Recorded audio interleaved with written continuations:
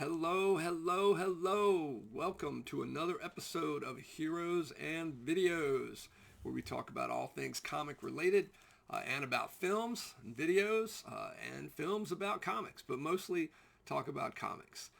Please hit the like button if you enjoy the video. Please leave a comment in the chat below and click the notification button if you want to get notified when we have new videos up. So let's get into it. Recently went to Charlotte to the Heroes Con there, which is fantastic. It's a great show. I've only been to a couple of these, but this show and Baltimore Comic Con are easily the best shows I've attended. This one was less crowded, well, except for maybe the lines to see some of the creative folks. I have to give the edge to Charlotte in terms of how the lines and the tables were set up for the writers and the artists.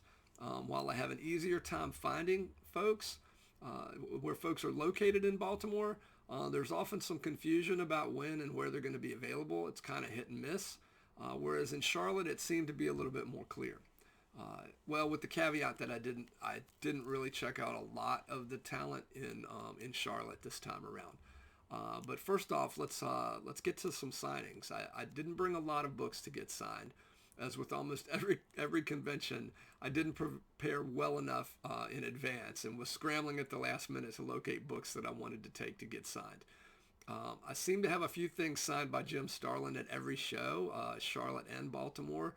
So why should this show be any different? The cool thing is, this time around, Ron Lim was there too.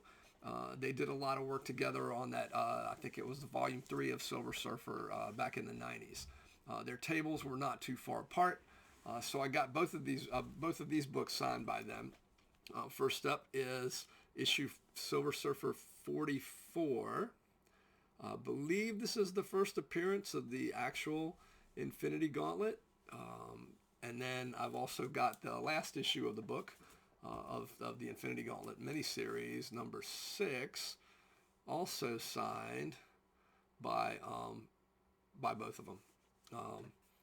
Yeah, it's pretty cool that they were both there and got them both to sign that book. Got a new book actually signed by Ron Lim as well. The Death of the Silver Surfer book had a variant cover that came out that was kind of foil. It reminded me at least of that Silver Surfer 50 foil cover from back in the 90s. And Ron Lim did this cover. He didn't do the book, but it's actually a really good story as well. But he did that variant cover, and so he signed that with a blue pen that kind of pops out with fluorescent there.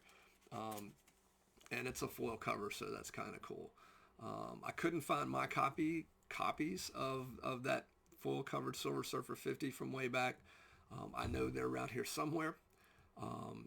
But I did pick up, that's all the signed books, but I did pick up a slew of other titles at this year's show.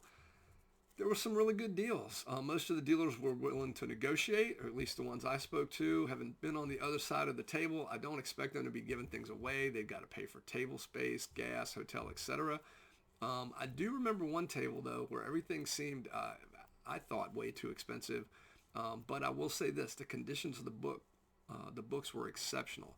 I asked about the prices, and the guy said all their books are guaranteed to come back a 9.0 if you're getting them graded or better, which is great if you're getting books graded. I'm not. I haven't gone down that rabbit hole yet. I'm going to very quickly run through some of the books I picked up. These filled in a number of holes, and because I'm OCD or CDO, if you're saying it correctly with the letters in alphabetical order, I believe that this list is going to be pretty, or these are going to be pretty much in order. First up is Avengers 107. The Grim Reaper obviously is not usually that large. He's not a giant Reaper, but that's picked up that one to help fill in a run there, as well as 110, 113. Not a great story, sorry, but it was one I needed. I started reading this title just around the Avengers Defenders stuff and the one teens.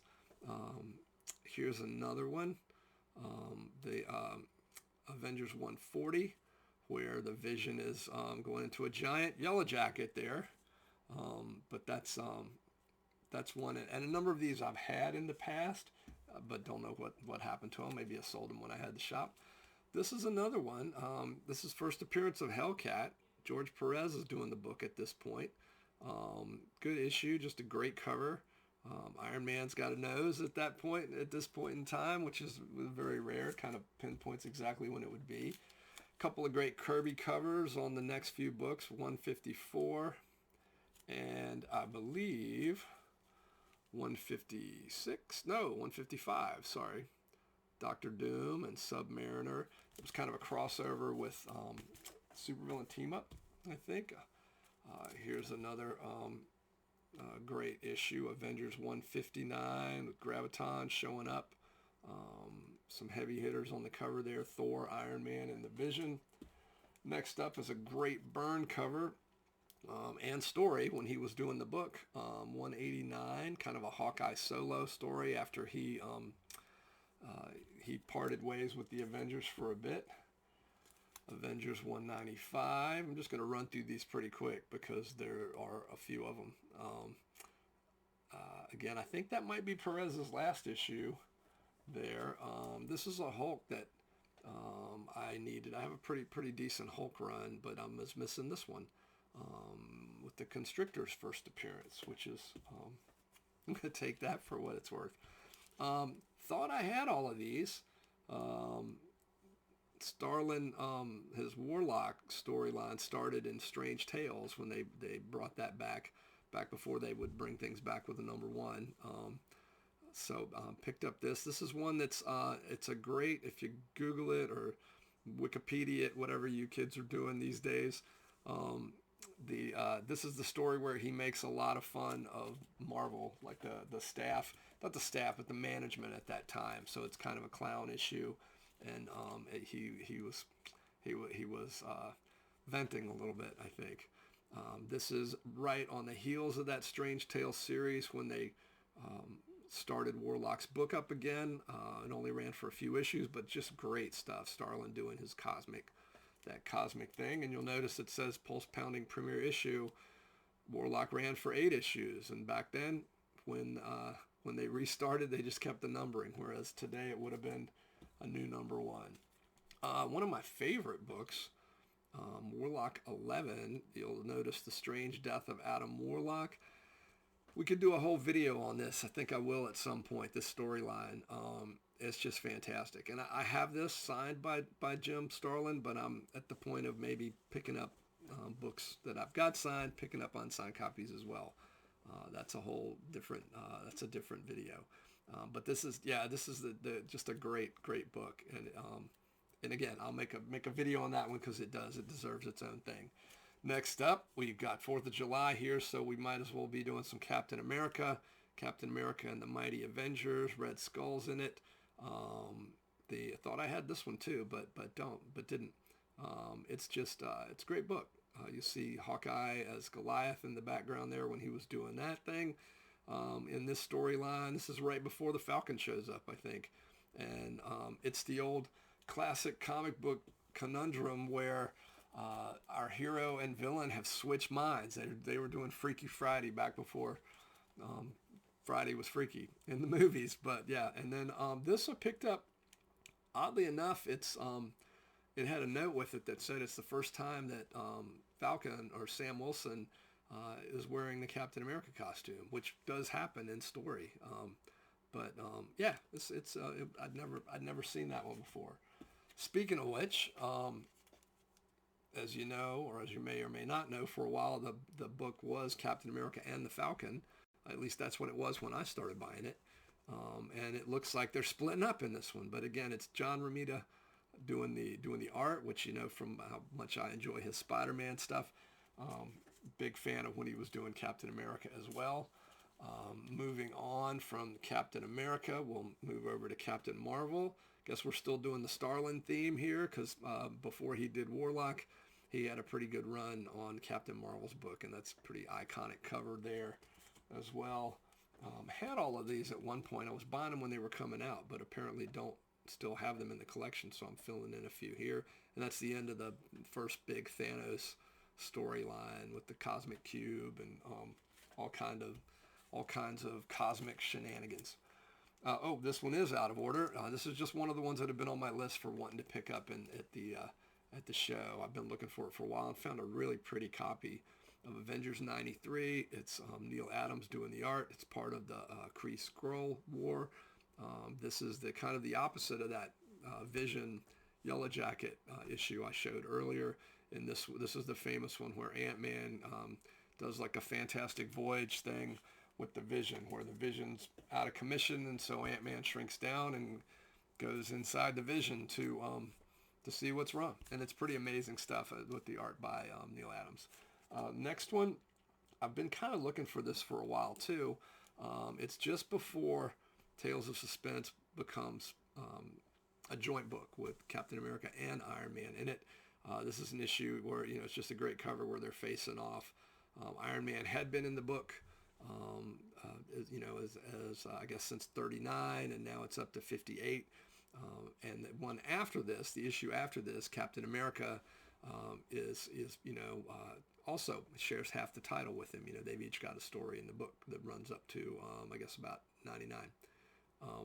But yeah, it's neat, and he hadn't noticed. I noticed that there's a little 7 marked up here, and the dealer hadn't noticed it himself. He actually knocked some money off of that for that. It kind of blends in because it's the same color as the rest of the print up at the top. But yeah, cool book in really good shape. So was happy to add that to my collection. And then the last two we have are X-Men titles that I've been looking to fill in. I had the whole Phoenix storyline at one point off the stands way back, but don't seem to have all those now, including some of these. This isn't the Phoenix storyline, but it's leading up to it. The first appearance, or cameo appearance, if you will, of Alpha Flight in Uncanny X-Men 120, Chaos in Canada. I won't make any current event comments here, but Uncanny X-Men 120, pretty book there. I've been looking for that for a while. And then the next one, I've also been looking to fill in for a while because I've had this book. I've owned this book. Don't have it now. It's the Uncanny X-Men 129, and it's first appearance of Kitty Pryde, first appearance of the White Queen.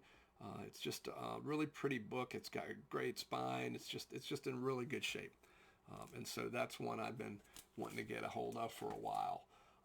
That's it for the Charlotte show. I'll try to put up a video maybe with some pictures of the floor and whatnot.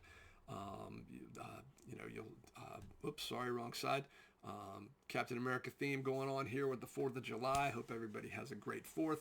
Celebrate, be happy for our independence. That's not something to be taken lightly. We should cherish it.